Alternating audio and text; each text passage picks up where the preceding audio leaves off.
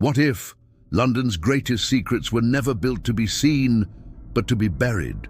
Above ground, London thrives, a living monument of centuries, ambition and survival. But beneath the surface, a different city breathes, a city of shadows, of silence, of things best left undisturbed. Our journey begins not with the skyline, but with the ground itself. Layer by layer beneath every cobblestone and cathedral, London's true story unfolds. The first tunnels date back almost 2,000 years.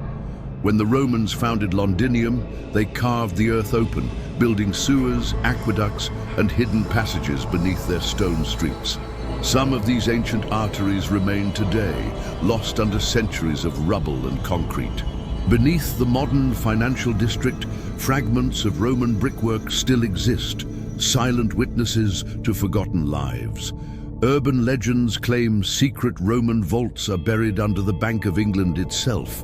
Vaults said to hold more than gold, perhaps sacred relics spirited away from collapsing temples. Relics no living soul was ever meant to touch. As the Roman Empire crumbled, London sank into darkness, but the tunnels remained. In the Middle Ages, monks and merchants alike expanded the underground network. Hidden crypts, smugglers' tunnels, forgotten plague pits. During the Black Death, whole districts were swallowed by fear, bodies piled faster than graves could be dug. Some say the dead were lowered into secret tunnels at night, ferried away from the eyes of the living, away from the prayers of the priests. Today, beneath Charterhouse Square, construction occasionally uncovers skeletons, mass graves hurriedly sealed centuries ago. But deeper still, there are rumors of chambers untouched by shovel or spade. Rooms where the dead were not just buried, but entombed with something else. As the centuries turned, the city grew, and the darkness grew with it. By the Victorian era, London had become a churning machine of industry, smoke, and ambition. It needed new arteries, new ways to move people, goods, and secrets. And so, the London Underground was born. In 1863, the first underground railway opened, a miracle of steam and steel beneath the crowded streets. But not all tunnels thrived. Some were abandoned almost as quickly as they were built. British Museum Station, closed in 1933, became a legend almost overnight. Locals whispered of strange sounds echoing from the sealed entrances, of shadows flitting between darkened corridors, of a presence tied not to the trains, but to something far older, something that had slept beneath London long before the Romans arrived. The abandoned platforms of Aldwych Station hold darker memories. Used as a bomb shelter during the Blitz, Aldwych cradled thousands of terrified civilians, and inevitably, some of them never left. Today, maintenance workers and rare visitors report sudden cold spots, unseen hands brushing against their shoulders, and faintly, the sound of air raid sirens deep below the earth, where no signal should reach.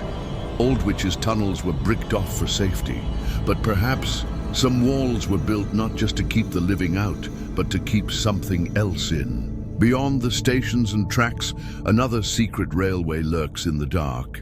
The Mail Rail, London's forgotten postal service, ran unseen for nearly a century, moving letters and parcels beneath the city's busy streets. Tiny trains, driverless, darting through narrow tunnels at incredible speeds.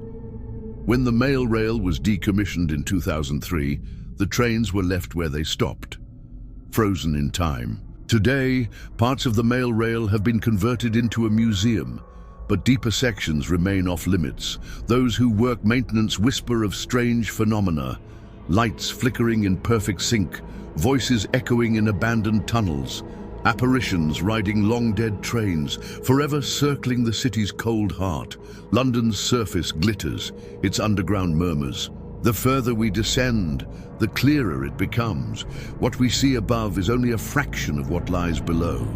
And in the deepest tunnels, the city's heartbeat grows slower and colder. The deeper we go, the older and stranger the tunnels become. Beneath London's bustling streets flow rivers no one can see.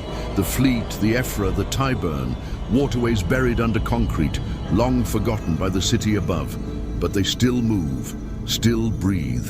On stormy nights, those walking the streets near Blackfriars claim to hear a deep, guttural roar rising from storm drains, a sound not of machines or traffic, but of something alive, something hungry. Some urban explorers have dared to follow the ancient watercourses underground. They tell of suffocating air, twisted pathways that loop impossibly back to their start, and the overwhelming sense that they are being watched. A few never return at all. Beyond the rivers, deeper layers hide secrets crafted not by nature, but by fear. During the Second World War, the British government built a hidden network of deep-level shelters, vast bunkers carved beneath the underground stations. 8 shelters were completed: Belsize Park, Camden Town, Goodge Street, Chancery Lane, Stockwell, Clapham North, Clapham Common, and Clapham South, each designed to protect thousands from the Blitz. Some were used, many were abandoned. Today, most lie sealed, concrete tombs closed off from the living world. Urban explorers who breach the forbidden entrances report endless corridors lined with decaying bunk beds, broken ventilation shafts, and messages hastily scrawled in soot and blood. Don't open the lower levels. What lies in the lower levels? The government refuses to answer. Perhaps it refuses to remember. Not all secrets were built to save lives. Some were built to survive governments. Hidden beneath Whitehall, beneath the political heart of Britain, lies the rumored complex known as Pindar, an underground citadel armored against nuclear attack. A place where Britain's leaders could retreat if the surface burned. Its true location remains classified, its depth unknown. Some say Pindar connects directly to the London Underground, that secret trains, still operational, run from Parliament to hidden exits outside the city. Others claim that older tunnels from Victorian times and even earlier were simply absorbed into the new complex, tunnels whose original purposes have been long forgotten, or perhaps never truly understood. Tunnels beneath tunnels, secrets buried beneath secrets, and somewhere deeper still, something stirs. In King's Cross Station, strange tales have circulated for decades. Maintenance workers speak of the blind tunnels, abandoned service routes where shadows move without light and sounds echo from no visible source. In 2012, leaked security footage allegedly showed a worker entering a blind tunnel and never exiting. Officials called it a technical error, but insiders tell of sudden cold zones, compasses spinning out of control, and a creeping sense of being unwelcome, a place London itself seems to want to forget. Crossing beneath the Thames reveals even older scars. The Tower Subway, built in 1869, was London's first tunnel beneath the river. Today it serves as a utility passage, but once it was a pedestrian tunnel, a dark, narrow artery through cold, damp stone. Travelers quickly abandoned it. Too claustrophobic, too unsettling, too haunted. Those who walked its lonely path reported hearing footsteps that didn't match their own, low whispers in a language they couldn't understand. A few reported being shoved by invisible hands, almost into the black water below. The Tower Subway was closed to the public, sealed but not silenced, and there are deeper places still. Beneath Clerkenwell, the House of Detention, an underground Victorian prison, rots in silence. Built to hold criminals, rebels, and the unwanted, its stone corridors still exist beneath modern schools and apartments. Security staff report doors slamming in empty hallways, chains rattling, faint cries for mercy. Some say the prison was never truly emptied. that certain souls remain, locked away by stone and time, forgotten by history but not by the city.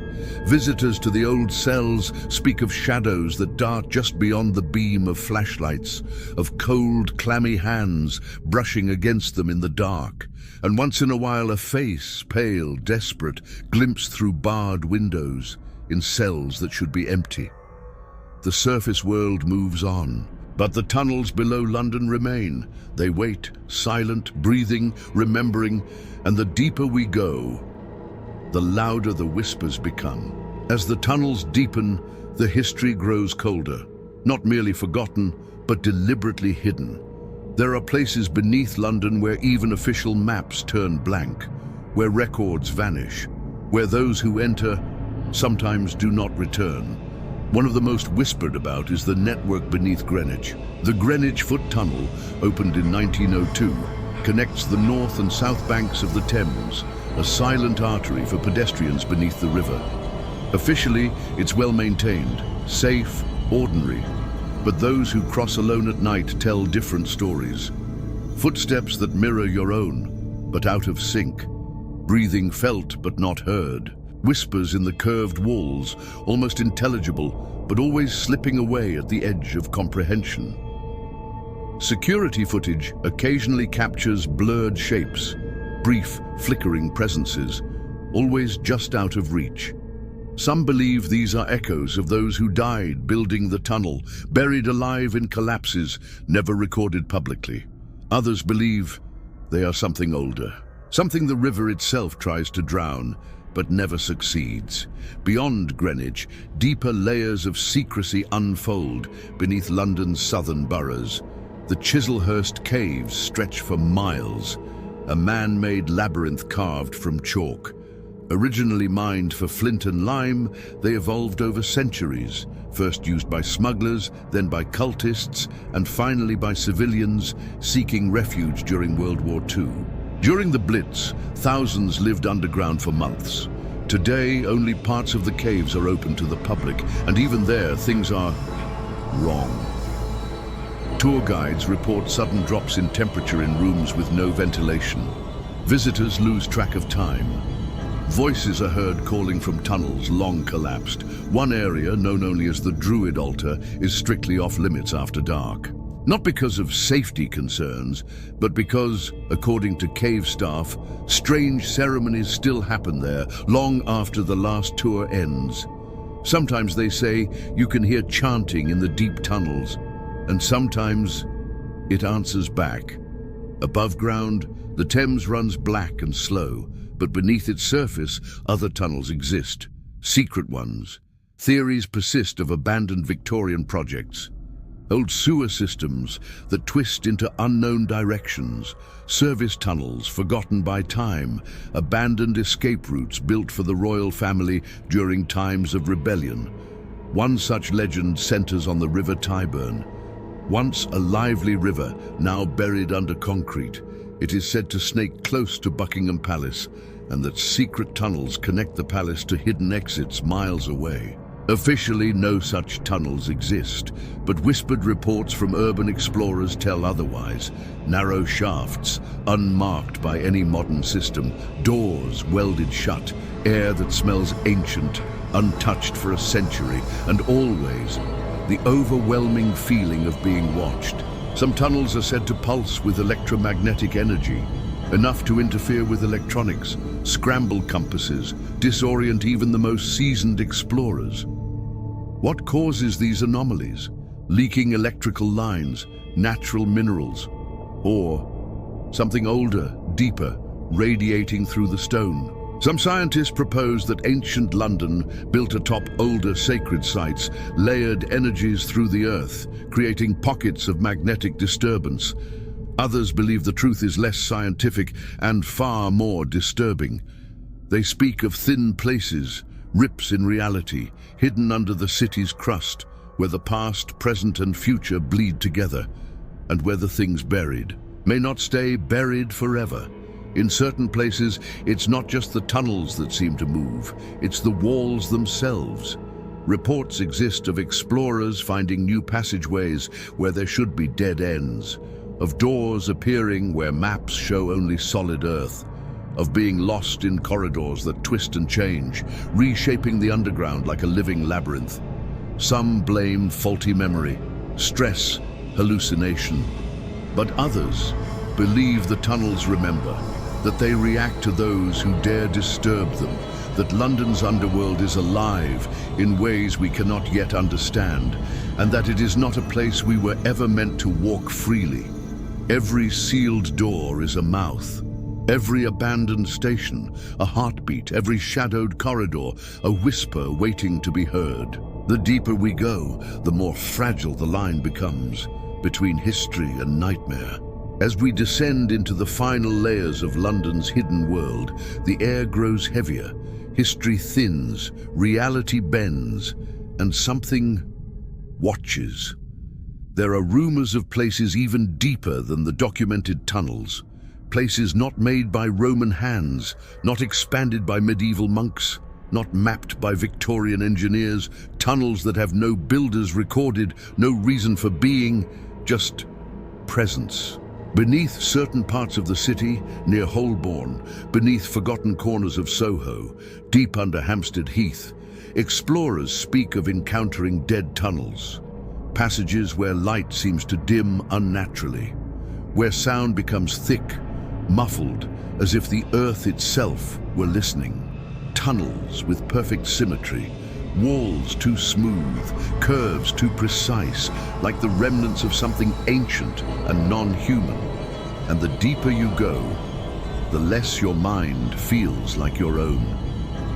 Some urban explorers report vivid hallucinations while in these tunnels, voices calling their names from impossible distances, the sensation of standing on the edge of a vast pit, though no drop exists. Memories that aren't theirs, dreams bleeding into waking life. Scientists might point to electromagnetic fields, underground gas pockets, or psychological stress.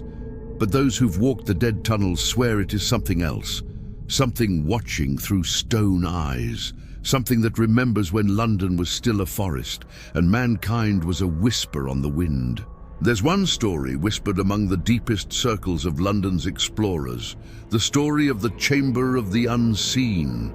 They say somewhere beneath the city, hidden behind layers of sealed tunnels and collapsed shafts, there is a vault. An impossibly vast room, far larger than anything that could be supported by engineering alone, lined with carvings in a language no scholar can translate, covered with symbols that seem to shift when not directly looked at. In the center, a structure, part altar, part machine, humming softly with a vibration you feel more in your bones than in your ears. Those who claim to have glimpsed it never speak of it openly. Many simply vanish from the community. Others change, withdrawn, silent, as if carrying a weight too heavy for words. Officially, no such place exists. No maps show it, no government files mention it, and yet old records hint at something strange. In 1927, during expansions of the Northern Line, a series of unexplained cave-ins halted construction for nearly a year. Workers reported finding black stone halls beneath the layers of London clay. Halls that did not match any known period of architecture. Within months, the tunnels were filled, rerouted. The incident quietly buried beneath paperwork and silence. Those who spoke publicly were never heard from again. Is London simply a city atop a city? A palimpsest of civilizations, built and rebuilt over time? Or is it something far older, something built upon a foundation far more ancient and far more alien than we dare admit? Even today, restricted access areas exist across the underground network. Bricked-up platforms, dead-end tunnels with no recorded purpose. Locked doors in station walls that no staff have keys for, and no one dares question. What lies beyond those doors? Forgotten maintenance shafts, sealed plague pits, or portals to something deeper, something sleeping, something waiting. One last warning comes from the Post Office railway tunnels, deep beneath Mount Pleasant. Maintenance teams working in the lower levels report hearing a deep, rhythmic pulsing sound, like the heartbeat of something vast, hidden beneath the earth.